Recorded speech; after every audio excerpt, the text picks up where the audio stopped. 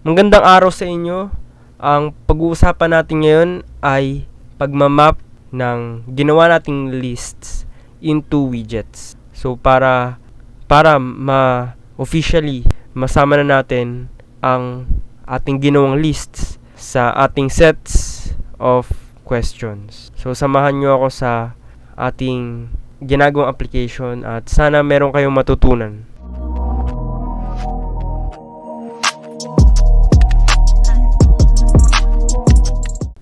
So, dito ginawa na natin ang ating lists and meron ditong question index pero hindi ito sapat para ma-recognize yung ating questions.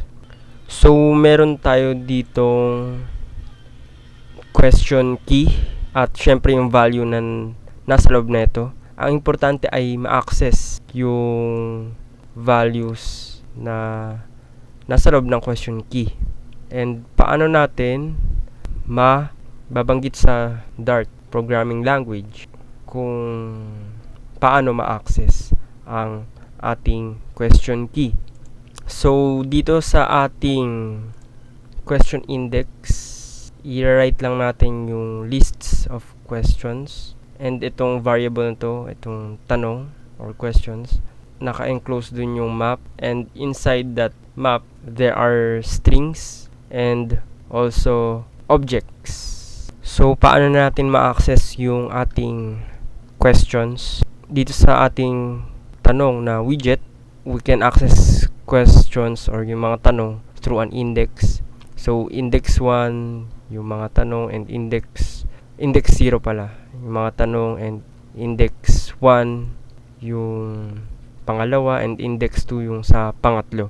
So, para ma-access yung ating question key, ilagay lang natin sa tabi nung ating tanong na widget, 'di ba? May index doon. So, i-enclose lang natin sa isang square bracket. So, hindi sa curly braces. So, sa square bracket. And just copy-paste the name of the key. Or in here, the question key. Yung mga tanong. And huwag kakalimutan yung quotation marks, single quote marks. Dito sa ating widget, so yung tanong skis na nakalagay dito ay it access the index. So index 0, index 1, and yung mga tanong naman dito na key na naka-enclose sa square bracket, it access naman the values inside that key. So, ma-access yung value inside that first index, second index, third index, and it would be displayed in the tanong na widget. Ngayon, paano naman natin isa-select yung mga answers dynamically given our questions? Meron tayong 4 na answers sa bawat question and we can actually write the code or write the answers here manually. Pero minsan may mga pagkakataon na may questions na 3 answer or 4 na answer, ganyan. Kaya mas maganda na create yung mga answers to be chosen dynamically based on the given questions. And magagawa yun through Dart. And instead na i-hard code natin, ilagay, pwede natin gawin ay i-access natin ang mga tanong. And so, lagay lang natin yung tanong doon sa baba. Then, imamap natin itong lists, yung tanong, into widgets. So, basically, ita-transform mo yung lists into something else. So, instead of lists of maps, we have list of widgets. And that lists of widgets can be merged into the tanong na widget in the column. Lagay lang natin yung map method. So, yung questions ay list and inside that list is map and yung tanong defines the map. So, yung map na method ay executes a function which we should pass an argument. So, yung argument ay yung every element in our questions list. So, magpapas nga tayo ng function. And we could use a name function or an anonymous function. Pero dito, gagamit tayo ng anonymous function since that function will only be used in this file and won't be utilized to other files. So dito mag-define tayo ng function and it will automatically receives an argument. So yung function yung nasa curly brackets will execute every element na nandun sa questions list, at yung parenthesis naman will received as an argument inside this function. So lagay tayo dito sa loob ng ating parenthesis ng tanong sa lagay ko ng tanongs, kahit anong name or lagay nyo, ganyan. At dito naman sa loob no curly braces we have to return a value, so we write return kasi yung map ay nagre-return ng bagong list wherein we don't need to return the old structure. So basically hindi ito kailangan na list of maps dahil pwede ito something as list of widgets and ma-merge natin sa column. We will return a widget, so we write a widget, so yung sagot, and sa loob ng widget na yun we will forward yung tanongs sa loob ng sagot na widget. Pero ang problema ay kinocall natin yung map sa maling bagay dahil yung questions o yung tanong ay list of maps. Actually, ang gusto natin ay we want to have answers to the question given or question we are looking at. So edit lang na atin ng onte. So dun sa tanong maglagay tayo ng square brackets, then lagay natin yung index, so yun tanong skis. And then after nalagay natin sa tabi nyon, we should select a key, and yung key na yun alam naman natin yung mga may mga answers, so basically yung mga sagot.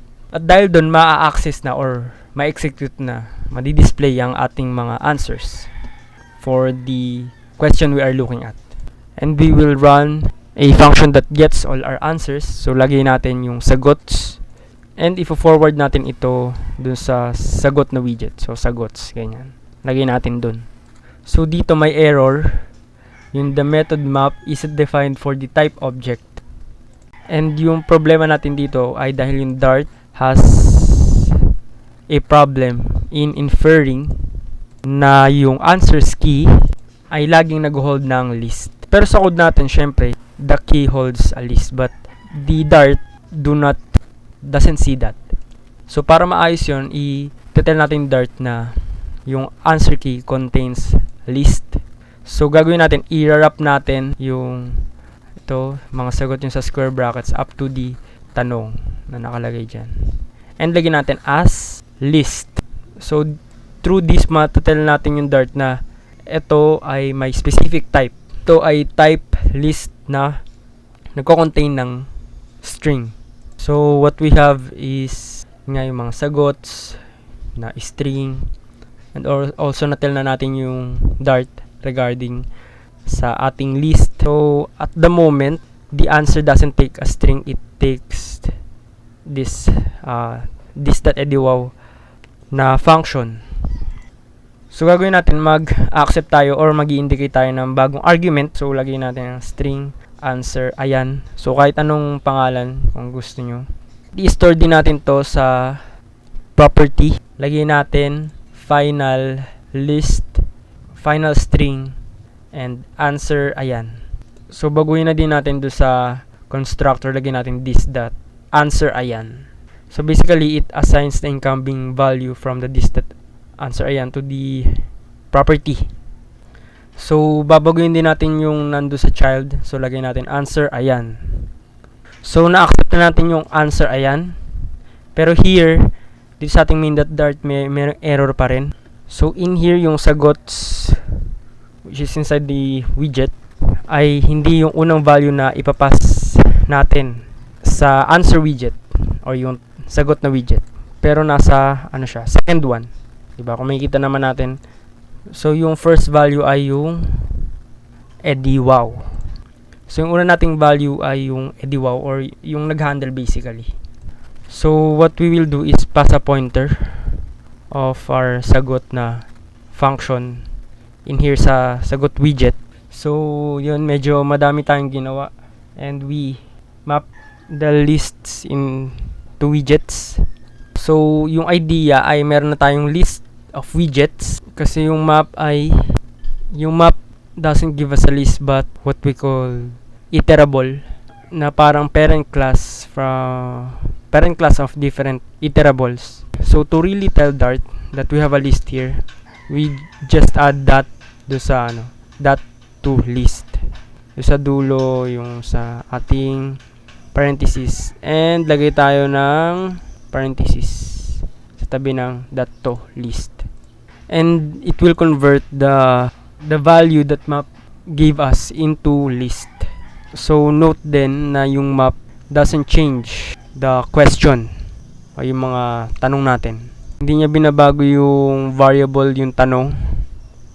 Instead, it generates a new list na nakabase sa old list and then ta-transform in the return. So, yung natitirang problema ay meron tayong list dito. Yung column may list. So, yun, nandun din sa loob ng tanong na widget may list din. So, parang meron tayong nested na list. Pero ang gusto nating mangyari ay meron dapat tayong mga individual items. So, para magawa yun, maglalagay tayo ng additional operator, which is before yung tanong, yung naka-enclosed, to parenthesis yung tanong, then may index yung tanong case, and yung may key value as list string. Lagyan natin doon, before doon ay ang 3 dots. Tinatawag na spread operator. So, ang ginagawa nito ay it takes a list and they pull all the values inside that list and add them sa surrounding list as individual values. So, ang nangyari dyan ay nag-add tayo ng values to a list. So, may transformation where we transform all the answers into answer widget and we make sure that this is a list because we add that to list. At i-run na natin ang ating application. Then dahil maayos na yung lahat. So, ito na ang naging resulta. Ayan, yung kulay nag-reflect na and pwede na siyang pindutin lahat. And pagka pindut mo ng answer, mag-change na agad yung questions. And after the 3 questions, ayan, magkakaroon ng error. Kasi may range error. So, i-restart lang naman natin yung phone natin. Ayan, para bumalik lang ulit sa original. Ayun, salamat. Sana marami kayong natutunan at sana makasama ko pa kayo sa next video. At para sa ganun, sabay-sabay tayong matuto at makabuo tayo ng application. Ayun, ingat at hanggang sa muli. Huwag niyo kakalimutan pala mag-subscribe, i-like at i-share ang aking channel. Yan. Thank you.